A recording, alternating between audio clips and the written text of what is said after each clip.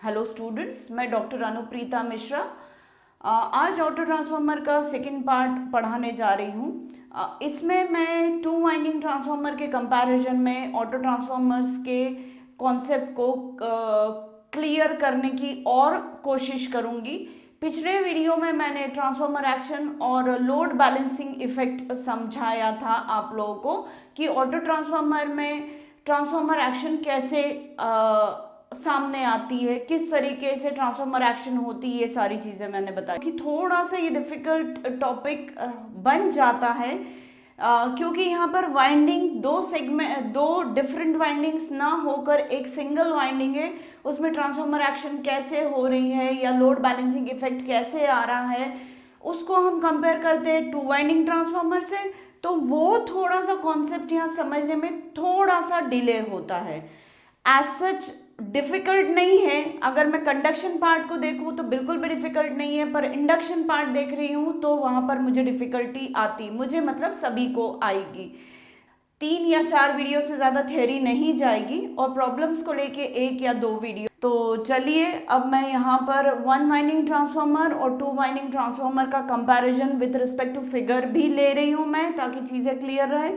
तो यहाँ पर टू वाइंडिंग ट्रांसफार्मर में दोनों वाइंडिंग्स के बीच में कुछ भी इलेक्ट्रिकल कनेक्शन नहीं है, पर वन वाइंडिंग ट्रांसफार्मर यानी ऑटो ट्रांसफार्मर में जो हाई वोल्टेज वाइंडिंग है उसी का कुछ सेगमेंट जो है वो लो वोल्टेज वाइंडिंग जैसा यूटिलाइज होता है। तो फ्लक्स तो इसमें कॉमनली क्रिएट होगा, एक ही करंट की वजह से फ्लक्स क्रिएट होगा। तो यहाँ पर ट्रांसफार्मर एक्शन कैसे मैं एक्सप्रेस करूँ ट्रांसफार्मर एक्शन को। और ट्रांसफार्मर एक्शन की जब बात आती है तो हमको Lenz's law, constant flux linkage theorem, ये सब हमें बताना ही पड़ता है या हमें समझना ही पड़ता है, तभी हम ट्रांसफार्मर एक्शन को समझ सकते। तो पहले मैं थोड़ा सा रिवाइज कर देती हूँ टू वाइंडिंग ट्रांसफार्मर की केस में ट्रांसफार्मर एक्शन को। टू वाइंडिंग ट्रांसफार्मर की केस में प्राइमरी वाइंडिंग में करंट बहा तो I1 करंट बहा, I1 N1 number of turn से बहा या NH नंबर ऑफ टर्न से, तो कितना MMF इंड्यूस किया, N1 I1।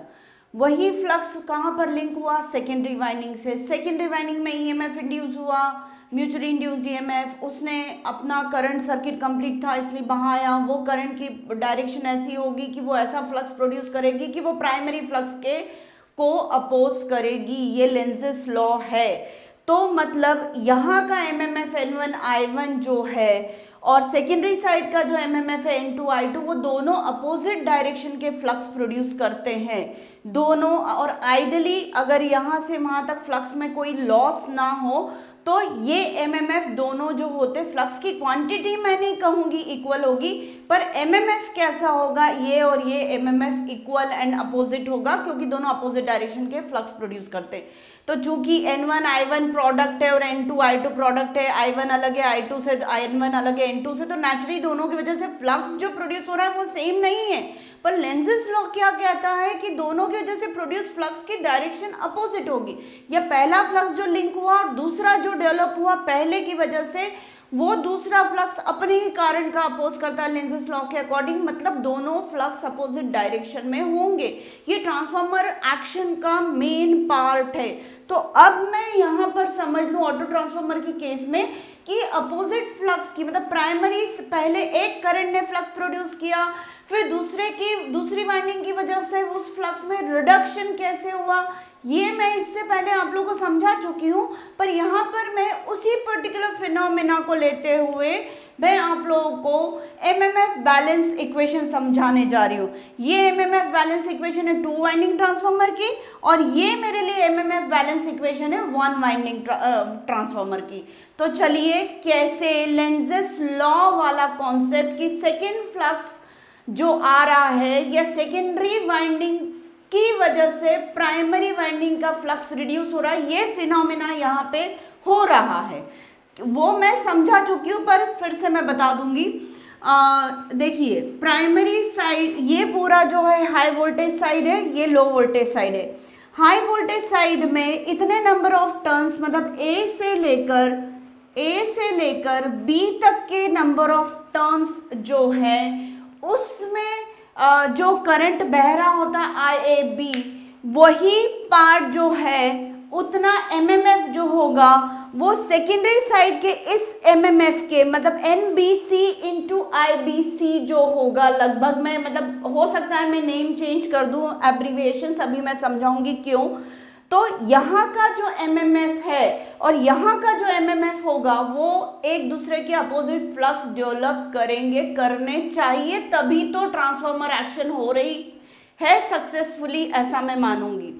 फिर से मैं बोल दूं, जो नॉन कॉमन पार्ट्स हैं, एक ये वाला और एक ये वाला, इन दोनों में ही नॉन कॉमन का मतलब क्या है कि ये वाला सेगमेंट जो दोनों वाइंडिंग का नहीं है और ये वाला जो सेगमेंट है जो एक ही वाइंडिंग का है, तो यहाँ के फ्लक्स में जो रिडक्शन होता है उस रिडक्शन को इस लोड की वजह से कैसे हुआ। तो यहाँ पे जब करंट बहने लगा IL करंट, तो इधर बहने वाला करंट जो मैंने 10 एम्पियर्स 7 एम्पियर्स ऐसे 10 एम्पियर्स बताया था, यहाँ पे ये 7 बताया था, ये 3 एम्पियर्स बताया था, मतलब जब तक लोड नहीं लगा था तब तक यहाँ पर 10 एम्पियर्स का करंट बह रहा था, और जैसे ही लोड लगा और यहाँ 7 एम्पियर्स का बहने लगा तो यहाँ पे कितना करंट बहने लगा 3, मतलब फ्लक्स में रिडक्शन हो गया। पहले इतने सेगमेंट में 10 एम्पियर की वजह से फ्लक्स प्रोड्यूस हुआ था, अब जैसे ही लोड लगा दिया तो इस सेगमेंट का करंट 10 से 3 हो गया, मतलब 7 एम्पियर्स के करस्पॉन्डिंग फ्लक्स में रिडक्शन हो गए। तो this is something kind of abstract Lenz's law. यहाँ पर ये चीज लगभग लेंजेस लॉ जैसी हुई कि सेकेंडरी से आए फ्लक्स, सेकेंडरी में बहने वाले करंट की वजह से फ्लक्स में कमी आई, लोड में बहने वाले करंट की वजह से इसके फ्लक्स में कमी आती है, जो यहाँ से एक्स्ट्रा एनर्जी एक्स्ट्रा करंट खींच के उसको बैलेंस किया जाता है। मतलब यहाँ पर लेंजेस लॉ, यहाँ जैसे ही लोड करंट लगा उसने जो अपना फ्लक्स प्रोड्यूस किया वो प्राइमरी से आने वाले फ्लक्स को कम करने का काम ही कर रहा है। तो ये वाला करंट IL भी प्राइमरी से जो फ्लक्स आया था उस फ्लक्स को इतने सेगमेंट में कम कर दे रहा है, मतलब ये कुछ हद तक लेंजेस लॉ जैसा ही हो रहा है। तो इसका मतलब ये कि प्राइमरी के फ्लक्स को सेकेंडरी करंट ने अपोजिट फ्लक्स जनरेट करके कम किया, ये हुआ म्यूचुअल इंडक्शन की वजह से, और इसके फ्लक्स को, इसमें से बहने वाले करंट के फ्लक्स को IL करंट ने, लोड करंट ने बह के रिड्यूस किया पर कंडक्शन की वजह से। पर फिर भी यहाँ के फ्लक्स में कमी आई इसमें से बहने वाले करंट की वजह से। मतलब एक्चुअली ट्रांसफार्मर एक्शन किसके बीच में हो रही, इसके और इसके बीच में हो रही ट्रांसफार्मर एक्शन। यहाँ पर ट्रांसफार्मर एक्शन किसके बीच में हो रही, इतने के बीच में हो रही जो आपस में कनेक्टेड नहीं है। तो यहाँ पे भी ट्रांसफार्मर एक्शन किस में हो रही है, जो आपस में कनेक्टेड नहीं है, ये भी कनेक्टेड नहीं है और ये भी कनेक्टेड नहीं है, तो इन दोनों के बीच में ट्रांसफार्मर एक्शन हो रही है। तो जो MMF balance equation I1N1 is equal to I2N2 होगा, वो यहाँ पर आएगा NAB इंटू IAB और NBC इंटू IBC होगा। अब मैं ये CB क्यों ले रही हूँ ये मैं बता रही हूँ। अब लेंजेस लॉ क्या कर रहा है, अपने ही कारण का अपोज कर रहा है। मतलब ये एक MMF है, दूसरा MMF ये है, कहना चाहिए मतलब एक फ्लक्स ये है, दूसरा फ्लक्स ये, तो एक MMF और दूसरा MMF एक दूसरे के इक्वलेंट अपोजिट होते हैं। यहाँ पर क्या हो रहा है, NAB यही है और ऐसी की ऐसी NBC है, तो करंट जो बह रहा है वो ऐसा ही तो बह रहा है पूरे में, अपोजिट करंट थोड़ी बह रहा है, या करंट ऐसा नहीं बह पा रहा है जो अपोजिट फ्लक्स डेवलप कर रहा है। अपोजिट फ्लक्स का कॉन्सेप्ट मैं यहाँ पे कैसे ला रही हूँ, या फ्लक्स रिडक्शन के कॉन्सेप्ट को कैसे ला रही हूँ, करंट ही कम हो गया। यहाँ पे इसका करंट कम नहीं हुआ, करंट यहाँ बहा उसने अपोजिट फ्लक्स दिया, और यहाँ पे क्या हुआ, इतने सेगमेंट में करंट ही कम हो गया जिसकी वजह से फ्लक्स कम हो गया। तो यहाँ मैं लेंजेस लॉ को वर्चुअल लेंजेस लॉ या एब्स्ट्रैक्ट लेंजेस लॉ बोल रही हूँ कि फ्लक्स में कमी जैसा फिनोमिना यहाँ भी है, यहाँ भी है। कारण वहाँ म्यूचुअल इंडक्शन है फ्लक्स के फिनोमिना, फ्लक्स के रिडक्शन के फिनोमिना में, और यहाँ पे कंडक्शन की वजह से करंट कम हुआ तो फ्लक्स कम हो गया। तो अब एक करंट ऐसा बह रहा है और वही करंट बहता जा रहा है, मतलब पहले यहाँ पे 10 एम्पियर्स था पूरा का पूरा, अब 10 और 3 रह गया। बह तो एक ही डायरेक्शन में रहा है, अलग अलग डायरेक्शन में तो नहीं बह रहा है कि 10 ऐसे बह रहा है, 10 ऐसे बह रहा है और 3 ऐसे बह रहा है, नहीं। तो अब मैं मान के चल रही हूं कि 10 ऐसा बह रहा है और -3 ऐसे बह रहा है, +3 कैसे बह रहा है, ऐसा बह रहा है, तो -3 ऊपर की तरफ बह रहा है, मतलब इस करंट को नाम मैं I दे रही हूं और इस वाले करंट को मैं नाम I1 दे रही हूं। तो पहले 10 I1 की वैल्यू 10 हुआ करती थी, बाद में I1 की वैल्यू कितनी हो गई, 3 हो गई, और उसको मैं -I1 कर दूं, मतलब ये वाला करंट कितना हो गया, -I1 हो गया। अपोजिट डायरेक्शन में करंट को मैं माइनस साइन के साथ शो कर सकती हूँ। तो मैं एब्स्ट्रैक्ट मैनर में ये मान रही हूं कि IAB करंट एक डायरेक्शन का फ्लक्स प्रोड्यूस कर रहा है और ICB दूसरे डायरेक्शन का फ्लक्स प्रोड्यूस कर रहा है। तो ये मेरा जो इक्वेशन है वो कैसी होनी चाहिए, मैंने वो मिटा दिया, पुराना वाला गलत नहीं था, मैं तो आप लोगों को समझाने के लिए उसको रब कर रही हूँ। तो एक डायरेक्शन का फ्लक्स NAB IAB की वजह से प्रोड्यूस हो रहा है और दूसरे डायरेक्शन का फ्लक्स मेरे लिए NBC और ICB की वजह से प्रोड्यूस हो रहा है। ICB मेरे लिए अब -3 है, पहले IBC को मैं +3 बोल रही हूँ तो ICB मेरे लिए -3 हो जाएगा, इतना ही लिख रही हूँ। MMF बैलेंस इक्वेशन में ये एक डायरेक्शन का फ्लक्स प्रोड्यूस करता है, ये दूसरे डायरेक्शन का फ्लक्स प्रोड्यूस करता है। कहाँ से समझ में आया, मुझे यहाँ से समझ में आया कि ये एक डायरेक्शन का फ्लक्स प्रोड्यूस कर रहा है, ये दूसरे डायरेक्शन का फ्लक्स प्रोड्यूस हो रहा है, पर एक्चुअली वहां पर ट्रांसफॉर्मर एक्शन फुल रूप फॉर्म में हो रही है, यहाँ पे फुल फॉर्म में नहीं हो रही ट्रांसफॉर्मर एक्शन, पर हाँ वहां जैसे फ्लक्स रिडक्शन का फिनोमिना हो रहा है, यहाँ भी फ्लक्स रिडक्शन का फिनोमिना हो रहा है। तो उस रिडक्शन को मैं अपोजिट फ्लक्स कंसिडर कर रही हूँ, और वो किसकी वजह से, अपोजिट MMF की वजह से। तो एक डायरेक्शन का MMF ये हो गया, दूसरे डायरेक्शन का MMF ये हो गया। तो यहाँ पर मैंने NBC इंटू IBC नहीं लिया है, NBC तो एक नंबर है, नंबर ऑफ टर्न्स है, तो उसको मैं BC सफिक्स लूँ या CB सफिक्स लूँ कोई फर्क नहीं पड़ता, पर करंट का डायरेक्शन जरूर मैटर करता है IBC और ICB से। तो मैं यहाँ पर करंट कौन सा लेकर चल रही हूँ, ICB अपोजिट डायरेक्शन का, ये मानते हुए कि ये कौन से डायरेक्शन का फ्लक्स प्रोड्यूस कर रहा है, इसके अपोजिट कर रहा है, तो ये मुझे MMF बैलेंस दे रहा है। जब मैं इसको सॉल्व करती हूँ तो NAB, वही तो पूरी वही इक्वेशन लिखी हुई, NAB मतलब NAB इतने नंबर ऑफ टर्न है तो total number of turn NH है, NH माइनस ये वाले नंबर ऑफ टर्न NL हो गए, तो इतना सेगमेंट NH माइनस NL हो गया। तो NAB को मैं NH माइनस NL ले रही हूँ और इस इंटू IH ले रही हूँ, क्योंकि करंट कितना फ्लो हो रहा है इधर से IH, तो इस वाइंडिंग में कितना करंट बह रहा है, IH करंट बह रहा है। तो इतने वाइंडिंग का MMF कितना हो गया, NH minus NL into IH, और इतने सेगमेंट का अपोजिट डायरेक्शन का MMF कौन सा हो जाएगा, नंबर ऑफ टर्न्स इनटू ये वाला करंट, तो नंबर ऑफ टर्न्स इनटू ये वाला करंट आए। मैंने पिछले वीडियो में भी इस करंट को I ही बताया था और उसमें ICB ही नाम लिया था। अब आपको रीजन समझ में आया होगा, ये सिर्फ यहाँ पर ये एक्सप्रेस करने के लिए ये वाले करंट की डायरेक्शन लिए कि एक डायरेक्शन का फ्लक्स ये प्रोड्यूस कर रहा है और ट्रांसफॉर्मर एक्शन से अपोजिट डायरेक्शन का फ्लक्स ये प्रोड्यूस कर रहा है, जो कि फ्लक्स रिडक्शन के फिनोमेना को एक्सप्रेस कर रहा है। तो ये मेरी MMF बैलेंस इक्वेशन हो गई। इसको जब मैं पूरा सॉर्ट आउट कर रही हूँ तो मुझे यहाँ पर जो मिल रहा है वो I अपॉन IH उधर ले लिया और लिख कर ले लिया मैंने, NH minus NL upon NL लिया। तो ये जो होता है रेशो मैं पहले वीडियो में बता चुकी, ये NH अपॉन NL AA होगा, माइनस NL अपॉन NL मतलब -1 हो जाएगा। तो ये एक एक्सप्रेशन आ गया हमारे लिए, और ऐसा ही एक एक्सप्रेशन यहाँ पर जो 2 वाइंडिंग ट्रांसफार्मर की केस में MMF बैलेंस है तो वो हम यूज़ करते ही आए।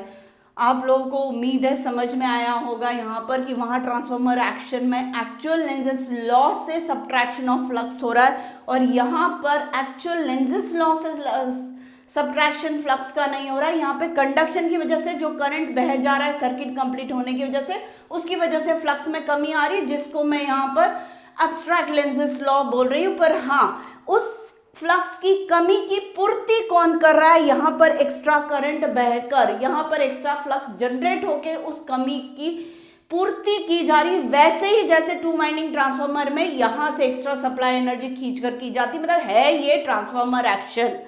वहाँ म्यूचुअल इंडक्शन की वजह से फ्लक्स में कमी आई या कंडक्शन की वजह से फ्लक्स में कमी आई, पर उस फ्लक्स की पूर्ति इसने भी एक्स्ट्रा एनर्जी खींच के की, इसने भी एक्स्ट्रा एनर्जी खींच के की, मतलब ट्रांसफॉर्मर एक्शन हो रहा है। तो यहाँ पर हम ये कहेंगे कि ऑटो ट्रांसफॉर्मर में कुछ पावर जो है वो कंडक्शन के थ्रू ट्रांसमिट होती है और कुछ पावर इंडक्शन के थ्रू ट्रांसमिट होती है। अभी मैंने आपको एमएमएफ इक्वेशन ट्रांसफॉर्मर एक्शन से रिलेटेड बताई, अब मैं आपको MMF equation load balancing effect से रिलेटेड बता देती हूँ, 2 वाइंडिंग ट्रांसफॉर्मर की और 1 वाइंडिंग ट्रांसफॉर्मर की। वो मैं इसलिए बार बार आपको याद दिला रही हूँ कि इसके बेसिस पर इसको समझना बहुत आसान है। तो 2 वाइंडिंग ट्रांसफार्मर में लोड बैलेंसिंग इफेक्ट आपको याद होगा, मेन वर्किंग फ्लक्स जो होता है वो प्राइमरी से जाने वाला सेकेंडरी से लिंक होने वाला 5-to-1 फ्लक्स बोला था, और लेंजेस लॉ के अकॉर्डिंग सेकेंडरी साइड का जो फ्लक्स सेट हुआ था वो 5-1-2 सेट हुआ था। और फिर वो फ्लक्स में कमी आने की वजह से यहाँ पर ईएमएफ इस सर्किट का कम हो गया था। ईएमएफ कम होने की वजह से एक्स्ट्रा करंट आ गया था, तो वो एक्स्ट्रा करंट इतना था कि उसने N1 नंबर ऑफ टर्न से बह के इतना फ्लक्स प्रोड्यूस किया, जो कि जितने से फ्लक्स में कमी आई थी उतने को इसने बैलेंस कर दिया था। तो वापस से टोटल फ्लक्स ये दोनों कैंसिल होके कितना हो गए थे, 5-to-1 फिर से मेन वर्किंग फ्लक्स के बराबर हो गए थे according to constant linkage theorem. इस नए फ्लक्स का अपोजिट डायरेक्शन में आना लेंजेस लॉ के अकॉर्डिंग है, और ये जो एक्स्ट्रा फ्लक्स सेट हो जा रहा है प्राइमरी से एक्स्ट्रा करंट आकर, ये कांस्टेंट फ्लक्स लिंकेज थ्योरम है। तो ये दोनों ने एक दूसरे को बैलेंस कर लिया, लोड की वजह से ये इंपैक्ट आया और प्राइमरी से एक्स्ट्रा एनर्जी खींच के लोड को बैलेंस कर लिया। तो इन दोनों को लेकर हम ये एमएमएफ इक्वेशन लिख सकते हैं। तो प्राइमरी से एक्स्ट्रा करंट कितना खींचा जाने लगा, I नॉट पहले बह रहा था नो लोड कंडीशन में, लोड कंडीशन में I2 डैश बहने लगा। तो N1 नंबर ऑफ टर्न से I2 डैश एक्स्ट्रा बह के कितना एक्स्ट्रा एमएमएफ सेट किया, इतना कि वो कितना फ्लक्स प्रोड्यूस करेगा 5-1-2 के बराबर। और ये किसके बराबर है, N2I2 एमएमएफ के बराबर है, क्योंकि उसकी वजह से N2I2 की वजह से -5-1-2 आया था, तो +5-1-2 कौन ले आया, N1 I2 डैश। इस तरीके से I2 डैश कितना आया था, K टाइम्स ऑफ I2 आया था। ये सब पढ़ चुके हैं, ट्रांसफॉर्मर एक्शन की लिंक मैं डिस्क्रिप्शन बॉक्स में दे ही रही हूँ रेगुलर। अब सेम चीज यहाँ पर जो मैंने फर्स्ट वीडियो में ऑटो ट्रांसफार्मर के इंट्रोडक्शन में बताया था, तो ये इक्वेशन कुछ मैंने लिखी थी वहां पर सिंबॉलिकली कि ये मेरा मेन वर्किंग फ्लक्स है। पहले 5AB में 10 एम्पियर का करंट बह रहा था, 5BC में भी 10 एम्पियर का करंट बह रहा था, ये नो लोड कंडीशन में था। जैसे ही हमने लोड लगा दिया तो ये सर्किट से 7 एम्पियर्स का करंट बहने लगा, तो -5BC 7 मतलब अपोजिट डायरेक्शन में, तो फ्लक्स की कमी आ गई, कितने से 7 एम्पियर के करस्पॉन्डिंग फ्लक्स में कमी आ गई। तो 7 एम्पियर के करस्पॉन्डिंग फ्लक्स में कमी आई। अब इस कमी को की पूर्ति कौन कर रहा है, प्राइमरी से एक्स्ट्रा करंट आ रहा है, वो एक्स्ट्रा करंट कहाँ से बहने वाला है, NAB से, कितना करंट I एक्स्ट्रा, तो ये नया फ्लक्स सेट हो रहा है I एक्स्ट्रा का। तो अब लोड बैलेंसिंग इफेक्ट जो है वो कंपनसेट कैसे हो रहा है इन दोनों से, मतलब ये कम हुआ ये बढ़ गया, तो इसकी वजह से मैं जो एमएमएफ लिखूंगी वो कितना होगा, NBC से बहने वाला, और कितना 7 एम्पियर्स का करंट, मैं लोड करंट ही बता रही थी तो मैं IL ही लूंगी।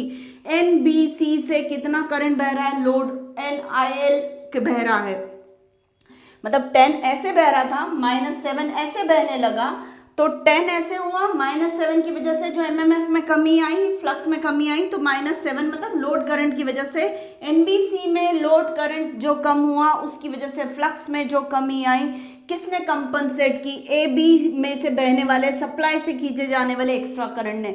इस एक्स्ट्रा करंट को मैं IL डैश नाम दे रही हूँ, जैसे वहाँ I2 को I2 डैश, I2 के कॉम्प्लीमेंट्री को I2 डैश नाम दिया, वैसे ही IL के कॉम्प्लीमेंट्री को IL डैश दे रही हूँ। तो IL dash is equal to I extra, और इस इक्वेशन से अगर मैं I एक्स्ट्रा निकालती हूँ तो NBC अपॉन NAB हो जाएगा इंटू IL हो जाएगा। NBC मतलब NH माइनस NL, और NBC मतलब NL, और NAB मतलब NH माइनस NL, ये लिख दिया पूरा। NL को मैंने डिनोमिनेटर के डिनोमिनेटर में ले लिया, तो ये AA -1 हो जाएगा, तो 1 अपॉन AA -1। A क्या है, transformation ratio of auto transformer है, फर्स्ट वीडियो में भी मैं बता चुकी हूँ, NH अपॉन NL या VH अपॉन VL जो होगा वो AL होगा।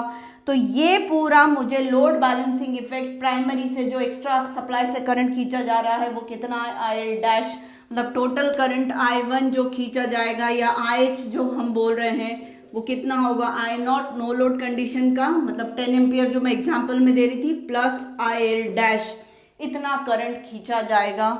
यहाँ पर मैंने एमएमएफ बैलेंस इक्वेशन आपको दो तरीके से समझाई। एक मैंने ट्रांसफार्मर एक्शन की केस में, टू वाइंडिंग ट्रांसफार्मर और ऑटो ट्रांसफार्मर की केस में, और एक मैंने आपको समझाई है लोड बैलेंसिंग इफेक्ट के साथ। तो आशा करती हूँ आप लोगों को ये पढ़ने में कॉन्सेप्चुअली मज़ा आया होगा। हो सकता है कहीं कहीं बोरिंग हो जाता है, कहीं कहीं मैं बहुत ज़्यादा हाई पिच के साथ समझाने लगती हूँ। जैसा कि मैं शुरू से बताती आ रही हूँ, मैं बहुत ज़्यादा इलेक्ट्रिकल इंजीनियरिंग को पढ़ाने में एक्साइटेड रहती हूँ। मुझे ऐसा लगता है जो चीज़ मुझे समझ में आ गई है, जो कॉन्सेप्ट मुझे समझ में आ गए, वो इलेक्ट्रिकल इंजीनियरिंग के सब बच्चों को समझ में आ जाना चाहिए। इसलिए मेरा एक्साइटमेंट उस वक्त पढ़ाते टाइम बहुत ज़्यादा आ जाता है, तो पिच उसकी वजह से हाई हो सकती है, पर लिटरली मैं एंजॉय करती हूँ इलेक्ट्रिकल इंजीनियरिंग को पढ़ाना। तो आशा करती हूँ कि आप लोग भी मज़े में पढ़ रहे होंगे, और आज का वीडियो आपको पसंद आया होगा तो प्लीज़ लाइक, शेयर और सब्सक्राइब कर दीजिए।